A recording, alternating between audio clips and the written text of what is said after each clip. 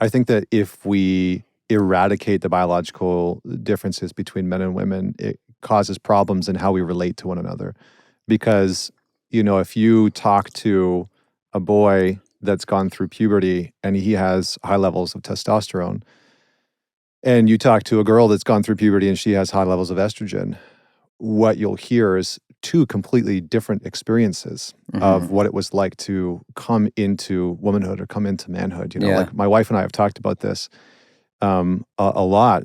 I remember sharing, it was like, what was your experience like when you went through puberty and you started to like have a menstrual cycle? And she described this sort of like, and I can, I have her permission to talk about these things. I'm not like saying anything that she hasn't talked Everybody must sign an NDA. Yeah, who's right, listening right. to this. So she, she's like, well, I was very like emotional and like volatilely emotional.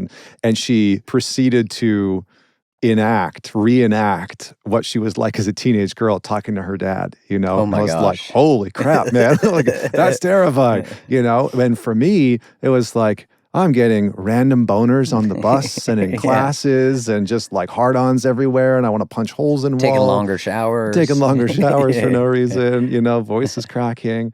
And so I do think that these things sometimes play into it, and I mean, to vilify a sex hormone is just the most fucking absurd thing to me. Be honest, It's like, no offense, James Cameron. Like, if you're listening to this, much love your work. yes, I'm gonna go see That Avatar just felt soon. really, in Avatar, tremendous. The messaging from Avatar, love. I just felt like that feels virtue signally. There's so much, we don't have to get into this, but I just need to make this statement, which is there's so much virtue signaling and presentation of virtuosity that it actually almost is completely losing its meaning. I was thinking that the other day when I was seeing something that Justin Trudeau did again, which that's a whole podcast. You love him, don't you? You're going to be interviewing him soon. I have a lot of opinions and thoughts and feelings about him, but I will never let him steal my joy. I was just like, it doesn't mean anything anymore. It's so void of depth and realness. Just like these types of signals, even like I'm getting that, like I'm starting to feel that way. This might be a controversial statement, but I'm starting to feel that way about all the government virtue signaling about climate. Like there's just part of it I don't trust. Of course, I care about the planet. I love trees. I want to be all part of restoration of the earth. And we do exploit and extract 100%. Yeah. But part of it feels agenda-y and it's very profit-driven. But let's get back to men. Well, I think that on that note, it's become socially and culturally acceptable to denigrate and demonize whatever you believe to be the problem. And so for some people, men or masculinity is the problem, right? Or the patriarchy, right? As just a label is the problem.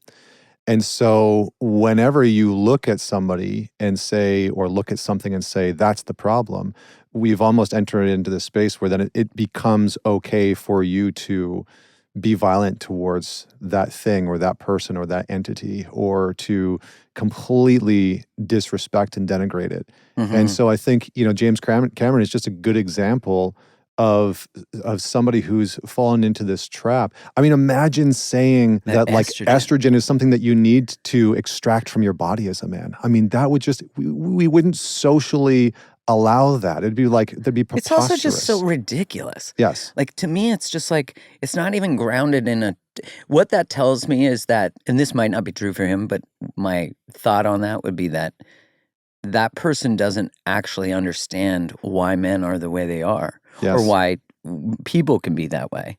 But let's say, like, why men can be destructive or fucked up or shoot up schools and stuff like that, right? These are all realities. That's not women going and doing that. So it's like, it's not testosterone's fault. It's like Gabor Mate's new book, The Myth of Normal. Where he says, like, all these are symptoms of the problem with an environment. Yeah. Right? Like, and we're not paying the canaries in the coal mine. Yeah. They were going off a while ago. Yep. And now, like, we have more autoimmune, more everything, obesity, like all these things. And we have all these ways that we treat the symptoms and do drugs to eat sugar.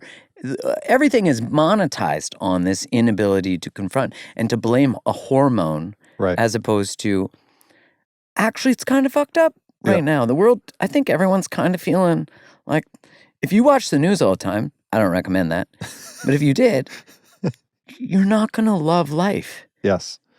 Yes. And, I think, look, I think where always stand is to try and be a voice for a return to, and when I say return, I don't mean a going backwards historically, Yeah. but a return to in the sense of finding what that looks like in our culture and our society, a return to the reverence and the honoring of the sacredness of men and women and masculinity and femininity as something that isn't dangerous or volatile or hostile or bad or wrong or less than or any of those things.